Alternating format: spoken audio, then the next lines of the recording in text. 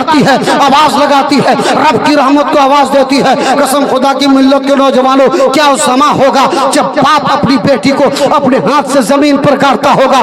زمین رو رہی ہے، آسمان رو رہا ہے، زمانہ تڑپ رہا ہے، یہ کیا ہو رہا ہے؟ آنے والا پوچھتا ہے اے ظالم تو کون ہوتا ہے؟ اس بیٹی کا گاڑنے والا وہ جواب دیتا تھا چلا جا نکل جا، تو کون ہوتا ہے؟ پوچھنے والا میں اس کا باپ ہوں، میری مرضی میں گاڑوں یا بچاؤں، یہ میری بیٹی۔ لیکن جہاز اگر نکل رہا گزر رہا ہے، آپ سوچیں کہ ہم ڈوب رہے ہیں، کسی طرف بچ جائیں تو ذرا کونوا بھی پکڑ لیجئے تو بچ جائیے گا، اور جہاز کے اندر جو ہوگا تو سب بچبے کرے گا، اس کا کونا پکڑنے والا بھی پار ہو جائے گا۔ تو یہ علماء، یہ جماعت وہ جماعت ہے، اب ان کی صحبت میں رہیں گے یہ خود بھی پار ہو جائیں گے، جو ان کے ساتھ رہیں گے اسے بھی پار لگیں گے۔ ارے بول دو تو سبحان اللہ۔ دودھانی والے یہاں رہتے تبھی دکھا دیتے، رکھا پانی والے جلوہ دکھاؤ، اتنا اچھا جلسہ کیا ہے، آج دودھانی والے کو میسج دے دو کہ ہم لوگ نبی کی میلاد کر رہے ہیں، نبی کی محبت میں ہے، ہم لوگ پانی سے نہیں ڈریں گے، بارش سے نہیں ڈریں گے، پتھر گرے تو گرنے دیجئے، طوفان آئے تو آنے دیجئے، ہم نبی سے سچی محبت کرتے ہیں۔ بلال پر ظلم ہو رہا تھا، سب سہتا رہا، ایسا ایسا ظلم ہوا، کبھی آگ پر سلایا گیا ہے، کبھی انگارے پر لٹایا گیا ہے، کبھی گلے میں تلوار رکھا گیا ہے، کبھی سینے پر پتھر رکھا گیا ہے، کبھی زبان میں کیل کھڑکا گیا ہے، کبھی گھوڑے سے گھسیٹا گیا ہے، تب بھی بلال کہتا تھا میں نبی سے سچی محبت کرتا ہوں، جان لینے والا جان لے لو، تلوار چلانے والے تلوار چلا لو، پتھر چور کرنے والا سینے میں پتھر چور کر لو، آگ پر لٹا دو، لیکن نبی کا کلمہ نہیں چھوڑوں گا، نبی سے محبت نہیں چھوڑوں گا۔ اور بلال کہتے کہتے یہ چلا گیا، جب تک بکے نہ تھے، کوئی پوچھتا نہ تھا، تو نے خرید کر مجھے انمول کر دیا، آج ثابت کر دو کہ بارش کو برسنے دو، ہم اس کے مصطفیٰ میں مچلتے رہیں گے۔ کمزور نہیں ہے، نبی کی محبت میں جان دے۔ بارش ہو تو ہو، آج بھیڑ دیکھ کر کے لوگ تعجب کریں گے یہ کیا ہو گیا تھا اس محلے والے کو، اور یہاں سے کچھ لے کر جانا ہے، اسی لیے کہ نبی کی آمد کی بات ہے، نبی کے آنے سے قرار ملا ہے، بولیے سبحان اللہ، چین ملا ہے، سکون ملا ہے، امن ملا ہے، سہارا ملا ہے، چارہ ملا ہے، سب کچھ ہمیں ملا ہے، بلکہ کیا کیا کہوں ہمیں کیا نہیں ملا ہے، نبی آئے تو ہمیں خدا ملا ہے، بولیے نا سبحان اللہ۔ کیا بتاؤں میرے مصطفیٰ نے کیا دیا ہے، بلکہ مجھے خدا ملا ہے تو میرے نبی کے صدقے ملا ہے۔ خاص کر کے میری ماں بہنوں کو گھر میں بیٹھ کر سننا چاہیے، جشن عید میلاد النبی پر اسے بھی اپنے آپ میں مچلنا چاہیے، اور خوب اس مہینے میں خرچ کرنا چاہیے، اور نبی کے جلسے میں بڑھ چڑھ کر حصہ لینا چاہیے، کیونکہ جہاں پر تماموں کو انعام و اکرام سے نوازا گیا ہے، نبی کے آنے پر، نبی کی آمد پر عورتوں کو بڑا مرتبہ ملا ہے، اتنا بڑا مقام ملا ہے، قدموں میں جنت، زبان میں اثر، چہرے میں رحمت، نگاہوں میں پاور، آنچلوں میں مرتبہ، دعاؤں میں اثر، یہ میرے ماں بہنوں کو ملا ہے۔ قسم خدا کی ایمان تازہ ہو جائے گا۔ کون نہیں جانتا اس دور کو جس وقت نبی تشریف نہیں لائے تھے؟ کون عرب کی سرزمین کے حالات کا مطالعہ نہیں کیا ہے؟ علماء کی زبان سے کون نہیں سنتا ہے کہ عورتوں کے ساتھ کیسا سلوک کیا جاتا تھا، غریبوں کے ساتھ کیسا اتیاچار کیا جاتا تھا، ظالموں کو، مظلوموں کو کیسا ستایا جاتا تھا، بیواؤں کا کیسے بے سہارا بنایا جاتا تھا، کسی کا کوئی سپورٹ کرنے والا نہیں ہوتا تھا۔ خاص کر کے تاریخ اٹھا کر دیکھیں، جب بچیاں گھر میں پیدا ہوتی تھی، ہر باپ اپنی بچیوں کو اپنے ہاتھوں سے دبوچ کر مار دیتا تھا، زندہ درگور کر دیتا تھا۔ ایسا بھی باپ ملا تھا اس وقت اس موڑ پر اپنی بیٹیوں کو سینے پر پیر رکھ کر کے زبان کھینچ کر کے بیٹی کی زبان نکالا کرتا تھا۔ ہائے وہ کیسا باپ تھا۔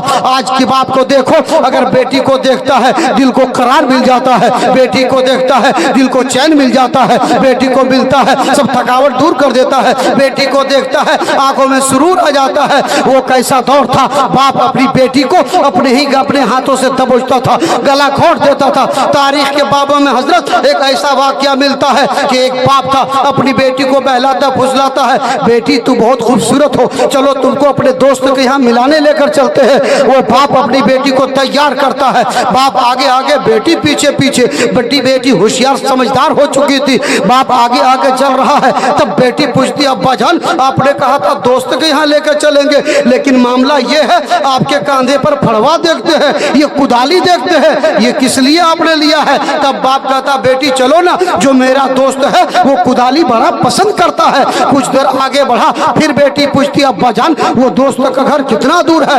एक मैदान पहुंचता है, वो जालिम बाप उस फड़वे कुदाली से उस मैदान के बीच में गड्ढा खोदता है। फिर बेटी पूछती है अब्बू जान आपने तो कहा था दोस्त के यहाँ जाएंगे, ये गड्ढा क्यों खोद रहे हैं? कहा बेटी मेरा दोस्त यही मिलेगा। अल मुख्तसर गड्ढा तैयार करता है, एक छाती गड्ढा हो जाता है। इसके बाद वो बाप अपनी बेटी को, वो बेटी जो आंखों का नूर है, दिल का सुरूर है, सबका चैनो करार है, उस बेटी को, उस प्यारी बेटी को, वो बेटी को, पारसा बेटी को वो जालिम बाप जो अपने हाथों से गड्ढा किया था उस गड्ढे में डालता है। डालने के बाद मिट्टी से दबोचता है। तब बेटी रोती है, पूछती अब्बू जान मैंने आपके साथ क्या किया है? मैंने क्या दोष किया है? मैंने क्या कसूर किया है? बताओ अब्बू जान अब मेरे साथ ऐसा क्यों कर रहे हैं? तब वो बाप कहता बेटी तूने कोई कसूर बड़ा नहीं किया है, यही कसूर किया है कि तूने बेटी दुनिया में जन्म लिया है। अल मुख्तसर ऐसा मोड़ आ जाता है, वो बेटी चीखती है, पुकारती है, आवाज लगाती है,